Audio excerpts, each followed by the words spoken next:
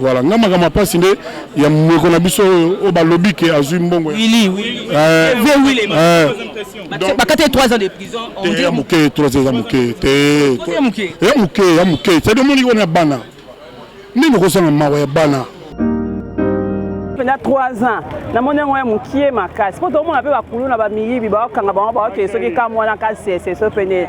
Bon pona nini ka yembala mo ngumele kutute mama rabu 3 ans. Pona nga mona moni 3 ans eza mukie fallait penda akende penza ki ata ko sa bilanga.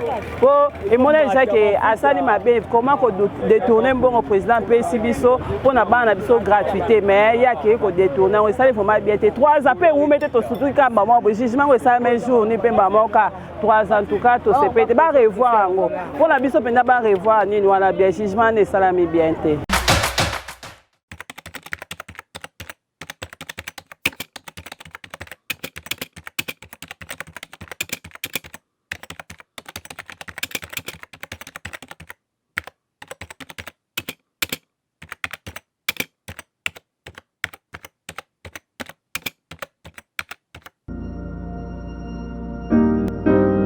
nazo regretter na bato bazo kamba mboka na biso.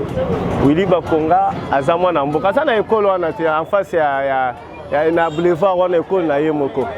Amoni muntu ayele makanisi bien ke batangisa bano banto bazangi mbongo. Ya zo mbongo wana po akendo kosomba ba mapango amfamisa Jesus. Ye muntu aza déjà na mbongo.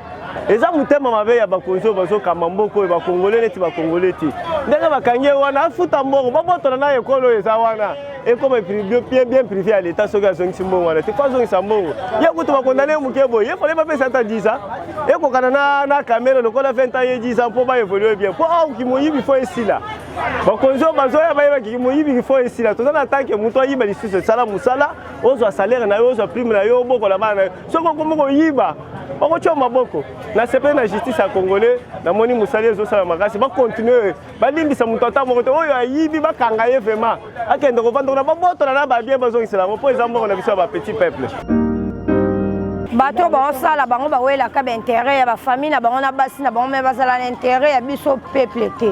Donc de ba kange bonga supo na ba accélérer ata 10 sus. Pour la mbongo ya liembongo liesunga misala ba misala ekoba donc bango ba zong se su mboka sima. Fatia e potombola mboka bango ba zong sal su fatina sima. Ya vraiment penja bien.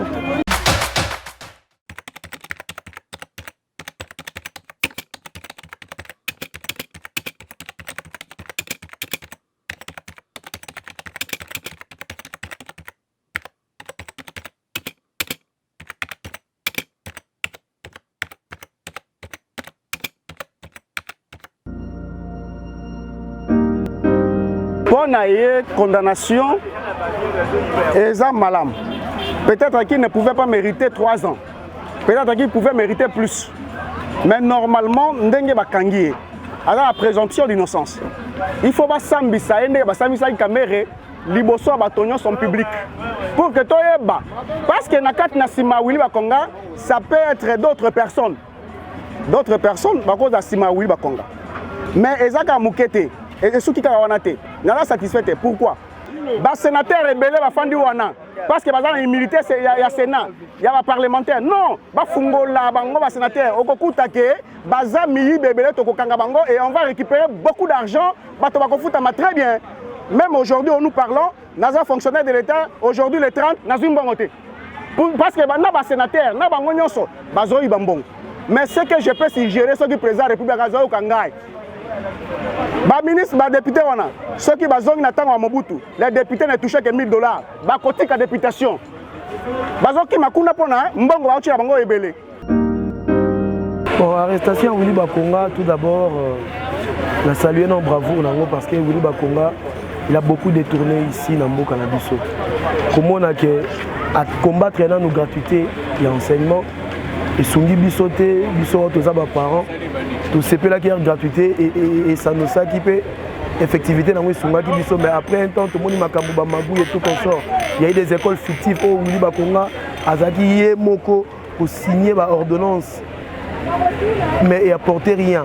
Alors, pour moi, les 3 ans là, ils sont insuffisants. Il a fallu passer ça à 20 ans. AP Mananou. Parce qu'il y a beaucoup des écoles où peut-être les autres bêtes à solo to baraté que ça la rayaé. Mamune bané to ba école c'est vigné ça la raya Willy Bakonga. École kinga les Willy Kenya na mbanda ko na ba école ba élève bazotanga bazani na manzanza. Alors Baba qui c'est là à moi 15 ça la 18 ans il y a 3 ans la PC. À part ça batako kanga ba c'est belé. Baza ebelé.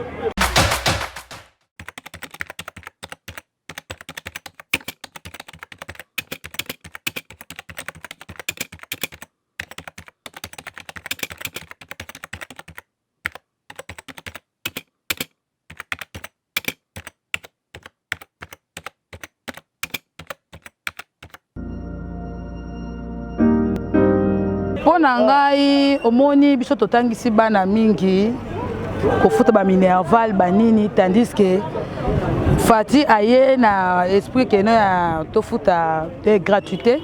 Alors pona ministre na biso Willy Bakonga tokaze za muke. Willy Bakonga yibi mbongo ebele et puis na ane pe belé ba mois pe belé. Pourquoi 3 ans? 3 ans muke. Ozomona 3 ans muke ba revendre na côté wana po 3 ans muke. Pour moni pas ce que nous avons mboko bango bazana bambongo tala ke bakangi na 2 millions na kati ya saki na zo tambwa nango boye eza impossible tambwa na mbongo bongo te tandis que ba soda ba fonctionner bazo souffrir même ba enseigner na bazo enseigner bana biso ba pesa bango formation ba koma lobi bato pourquoi ba mbongo ba tambwa na ngwana ba saka na ngwana na basi na bana bango o ba se bango ba école pona ebi ke c'est venir so ba se venir ndo bazo ba école eza na commune nyonso. Il paraît exact qu'il y a Willy Bakonga. Exact que quand on a été, pour toujours que tu as comme moi sinaï. De bilo ko se ba bien moko que non bazo sarana ba. Exact bien été. Toujours souffrir na mboka oyo. Pour les akasu bakangi ba konti ba yibi mbongo. Bolobi détournement. So exact ki ku no be batamike mi ki obi muyibi. Te wana pesa ki moyibi, il faut bon revoir français na bino nde bolo baka wana. Exact nini détournement, exact vol. Da yibi pensa. Azo mérité 3 ans.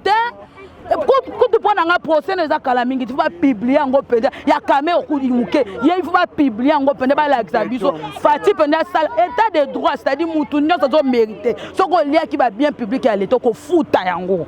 Nous avons enseigné en gros. Si vous avez droit à ça, vous avez droit parce que vous avez souffrir. On commence à enseigner chez Mise Kaou, qui est si mal makila, mais ils ont formé Moutou. Même Bango, va enseigner, va tanker ça Bango. Au moins, nous sommes à Willy Bakonga. Bamboula combien à Liembo, Bambongo combien par semaine, par mois, par jour. Pourquoi que c'est 3 ans?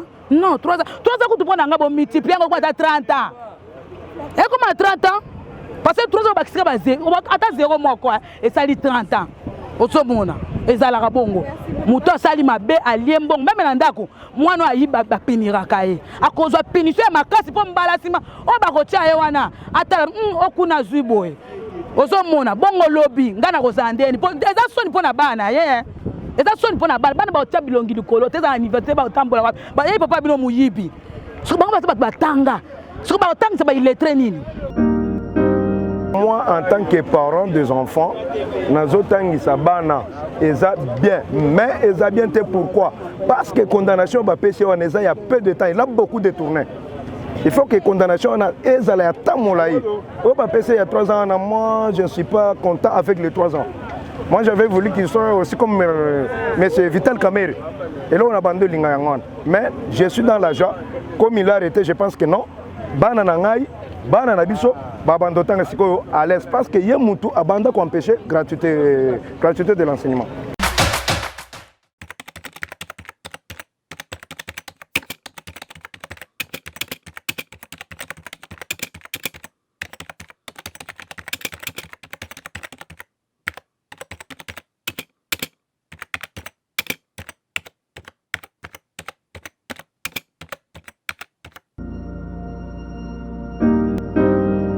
Na moni yango muke pona moni ya fraction na yele ki makasi mingi.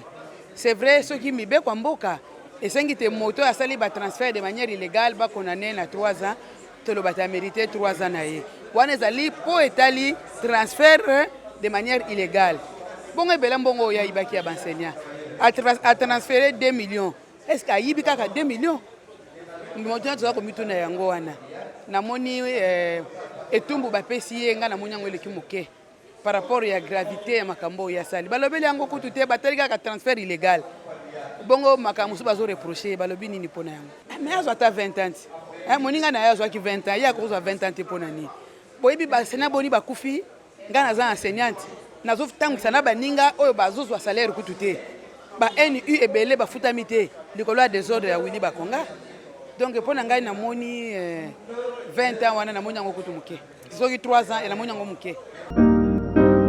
Oyebi makambo ya ministre Willy Bakonga epesa biso enseignant pasi mingi po ete depuis tobandaki makambo ya gratuité ezalaki prévu na 2020 début na janvier wana que akoka koaméliorer makambo etali salaire baenseignant mais promesse yango esalamaki te bakezokomaka ebelebele banouvelles unités makambo ebele bekota na kati epesa biso pasi donc tomonaki na mokonzi wana ye ministre wana désordre bongo yo toyoki sango ke akimi na braza bakangi na braza baye kozonso ya Kinshasa en tout cas biso baenseignant tosepeli na likambo wana po dans un premier temps tokanisaka ete wana akei Brazzaville désespoir bakanga esu te mais gouvernement sali makasi bazongisi awa na Kinshasa et dans un premier temps bajuge mpo na ndenge akenda na mosolo mingi kuna mosolo ya mbongo ya l'état ekomaki bien privé na ye akenda yango kuna bongo première condamnation tosepeli nango mingi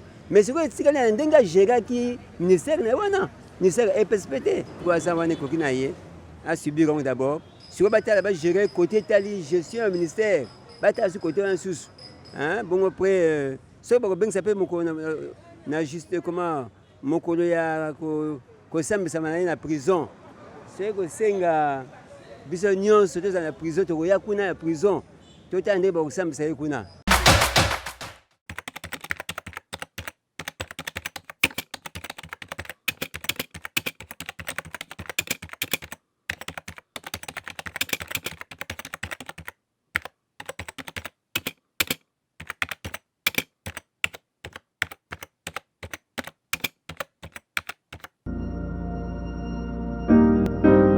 Vraiment, l'état des droits et la justice vraiment se met en place. Vraiment, nous sommes très contents. Et d'autre part, il y a nos services de sécurité et la presse qui se sont mis ensemble pour aller à la rescousse de ce que nous demandons l'état des droits d'aujourd'hui. Parce que la presse est en train de faire son travail. Au lieu de traquer, nous demandons à la République de traquer les détourneurs, non les journalistes. Il faut traquer ceux qui détournent, comme M. Willy Bakonga, comme il est détourné avec son fils, et de voir aussi les DIC TV. Il faut aller aussi là-bas. Les 3 ans, c'est pour seulement les blanchiments d'argent.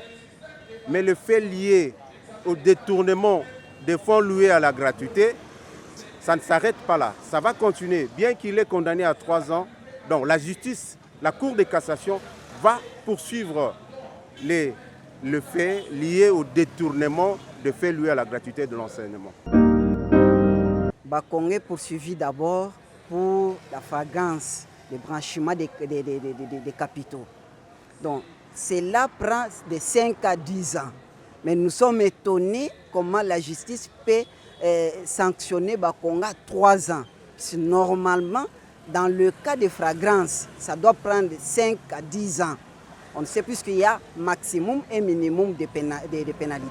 Il mérite 5, si c'est minimum, c'est 5 ans. Si c'est maximum, c'est 10 ans. Nous attendons beaucoup plus pour les détournements.